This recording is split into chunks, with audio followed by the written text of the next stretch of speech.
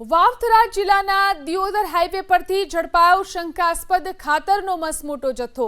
સબસિડીવાળું નીમ coated urea ખાતર ટ્રકમાં ભરીને લઈ જવાતું હોવાની એસઓજીને બાતમી મળી હતી। બાતમીના આધારે એસઓજીની ટીમે દિયોદર એપીએમસી નજીક યુરિયા ખાતર ભરેલ ટ્રક ઝડપી પાડી। ટ્રકમાંથી 777 યુરિયા ખાતરની થેલી મળી આવી। પૂછપરછ કરતા ટ્રક ડ્રાઈવર અબ્દુલ ખાને આ યુરિયાનો જથ્થો જેતડા દિયોદર રોડ પર રાંટીલા ગામની સીમમાં આવેલા બજરંગ કોર્પોરેશન નામના ગોડાઉનમાંથી ભરવામાં આવ્યો હોવાની કબૂલાત આપી।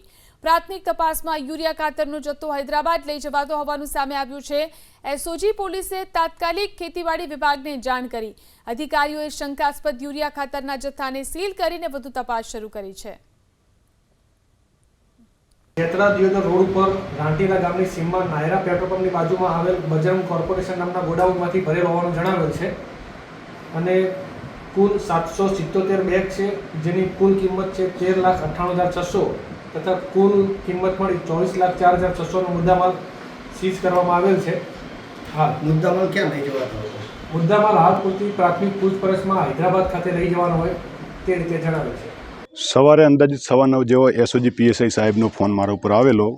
એમને દિયોદર એપીએમસી ગેટ આગળ બાતમીના આધારે ખાતરની ગાડી પકડવામાં આવેલી કે જે શંકાસ્પદ જણાતા તેઓએ અમને જાણ કરતાં અમે અંદાજિત 11:30 વાગ્યા જેવા અહીંયા પધારેલ સ્થળ ઉપર અને પ્રાથમિક દ્રષ્ટિએ જોતાં એવું લાગે કે ખરે યુરિયા ખાતર છે, પરંતુ એ હજુ અત્યારે તપાસનો વિષય છે।